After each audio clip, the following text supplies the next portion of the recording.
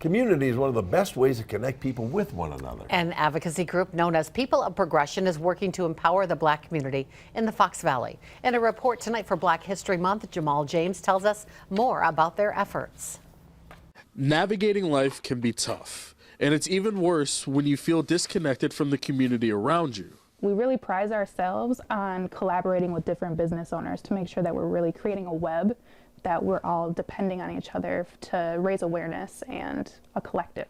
People of Progression is a Black-led advocacy group that supplies the tools, trainings, and resources to organize and positively represent those in the Black community. It has been amazing. People of Progression actually gave me an outlet to talk about more of the hair culture in the area.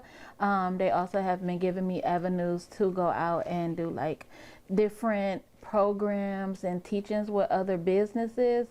City's Best Braids is one of the many businesses that they've worked with to help people like Takeda keep moving forward. I started my business with another Black-owned business here.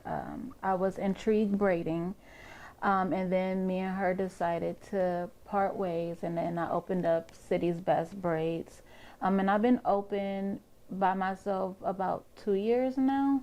According to a report from research firm McKinsey, 31% of Black respondents said it's difficult to find a salon near them and stores carrying Black-owned brands.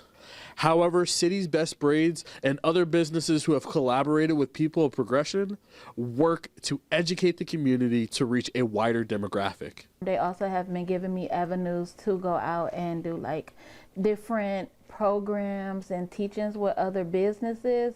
I can like show them like different styles that you can do on kids' hair with with our textured hair, and then answer questions because a lot of people don't know. The same report also says providing knowledge and addressing this racial inequality could generate more than $2.5 billion nationally. With People of Progression serving more than 400 individuals and families in Appleton, their next goal is expanding to Menasha next month. Reporting in Appleton, Jamal James, Action 2 News.